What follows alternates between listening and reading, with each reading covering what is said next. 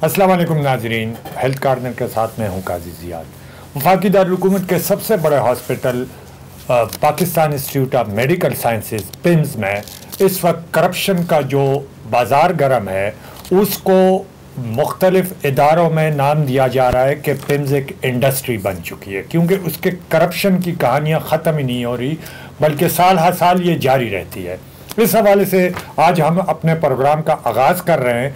हमने अपने प्रोग्राम में नदीम चौधरी साहब को दावत दी है जो ऑपरेशन थिएटर में करप्शन हुई है। इसके अलावा चाइना ने सीटी स्कैन मशीन जो है वो अतिया की है, लेकिन वो ताहाल नहीं लगाई गई और उसकी जो मशीनरी है वो जंग आलूद हो गई है पड़े पड़े और काफ़ी अर्सा हो गया है।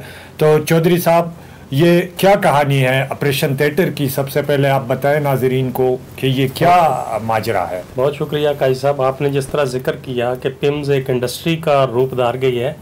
जब से MTI सिस्टम आया है, सबका वज़ीर-ए-आज़म के कज़न डॉक्टर नौशरवान बरकी जो हैं उनकी जो एक इस्तिलाह थी MTI सिस्टम लेके आए थे, उसने पिम्स को तबाही के दाने पर पहुंचा दिया। और इस दौरान आपने भी देखा होगा कि जो यहाँ पर एक टेंडर हुआ है ऑपरेशन थिएटर मॉड्यूल के लिए, उसमें एक टेंडर दिया गया और जिस कंपनी ने सबसे कम टेंडर दिया था उसको टेक्निकली आउट कर दिया गया। और जो एक मियाँ चन्नू ग्रुप के नाम से 3 कंपनियां हैं, एक ही मालिक है उनके पीछे, एक ही फैमिली से हैं वो तीनों कंपनियां, तो उन्होंने जो मुख्तलिफ रेट्स दिए थे उसमें 60 करोड़ रुपए का फ़र्क है।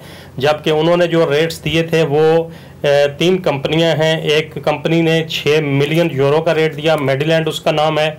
दूसरी कंपनी है रेडिएंट मेडिकल, उसने 6.7 मिलियन यूरो जो है उसके टेंडर दिया। और तीसरी कंपनी है बायोटेक, उसने $4 मिलियन का रेट दिया जो पाकिस्तानी 80 करोड़ रुपए बनते हैं। जबकि जिन कंपनियों ने, ये तीनों कंपनियों ने रेट दिए वो 1 अरब 20 करोड़ रुपए बनते हैं। तो ये वो चीज़ है जो सबसे ज़्यादा हमने उस वक्त भी हाईलाइट की और इस हवाले से हमने वजारत सेहत से भी रब्ता किया, उनको भी अपडेट किया। लेकिन चूँकि नीचे से ऊपर तक कमीशन जाता है, हमारे ज़ाया का कहना है कि जो 3 अहम शख्सियात हैं पिम्स के अंदर, एक को 5 करोड़ रिश्वत दी गई मुबैना तौर पर, दूसरे को भी 5 करोड़ मुबैना तौर पर रिश्वत दी गई और एक को 20 लाख रुपए रिश्वत दी गई।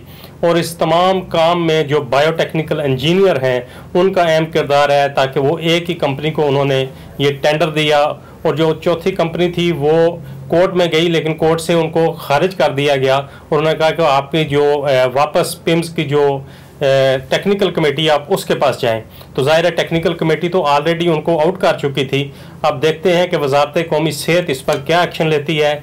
और सेनेट से भी बिल पास हो चुका है पिम्स को वापस बहाली करने का, लेकिन चूँकि जिस वक्त तक सेनेट इजलास से उसकी मंजूरी नहीं होती, सदर पाकिस्तान साइन नहीं करते, उस वक्त तक MTI नाफज रहेगा।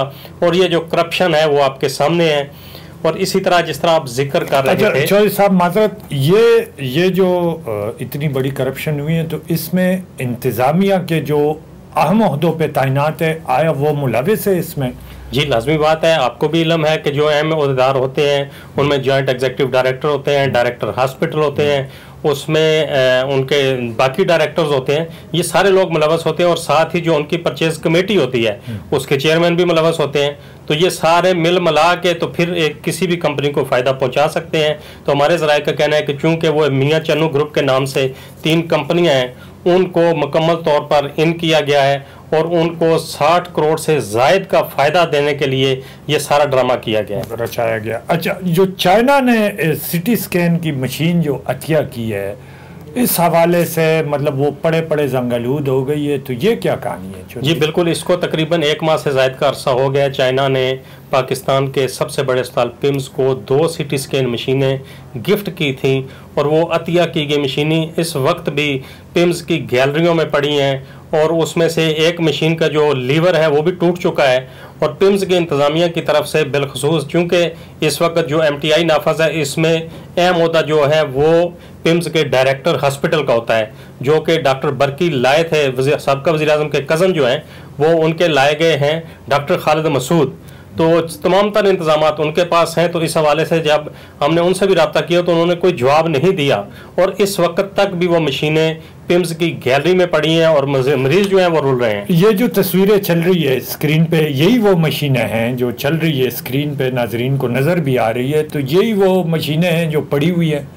ये बिल्कुल ये वही मशीनें हैं। और आपको भी इल्म है कि इस्लामाबाद के अंदर मरीज़ कितने ख्वार होते हैं सीटी स्कैन और MRI के लिए, और हर असम्बली के क्वेश्चन में और हर सेनेट की कायमा कमेटी के अंदर यही चीज़ें डिस्कस होती हैं कि इस्लामाबाद के अंदर किसी भी सरकारी अस्पताल में MRI मौजूद नहीं, सीटी स्कैन की मशीनें मौजूद होती हैं लेकिन वो ख़राब होती हैं। तो ये वो मशीनें हैं जो गिफ्ट की गई हैं, लेकिन अभी तक इनको मुतलका शोबा को नहीं दिया गया, बजाय इसके कि उनको इमरजेंसी में लगा दिया जाता था कि जो भी इमरजेंसी में किसी को भी ज़रूरत हो वो अपना CT स्कैन करवा सके, फ्री में करवा सके।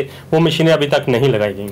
बहुत शुक्रिया चौधरी साहब। जिस तरह नाजरीन नदीम चौधरी साहब ने बड़ी डिटेल में इसकी वजाहत की, CT स्कैन और MRI MTI से तो चलो वफाकी दारुल हुकूमत की जान छूट गई है वक्ती तौर पे, अभी नोटिफिकेशन जारी नहीं हुआ। जब तक नोटिफिकेशन जारी नहीं होता 15,000 से लेकर 17,000 तक ये टेस्ट लिए जा रहे हैं। इसके बावजूद जो सरकारी मशीनें हैं उनको जानबूझ के, जो ज़राए ने बताया हमें, ख़राब किया जाता है और फिर उनकी मुरम्मत भी नहीं की जा सकती, जिस पे कायमा कमेटी ने कई बार एक्शन लिया, लेकिन इसके बावजूद कार्रवाई अमल में नहीं लाई गई।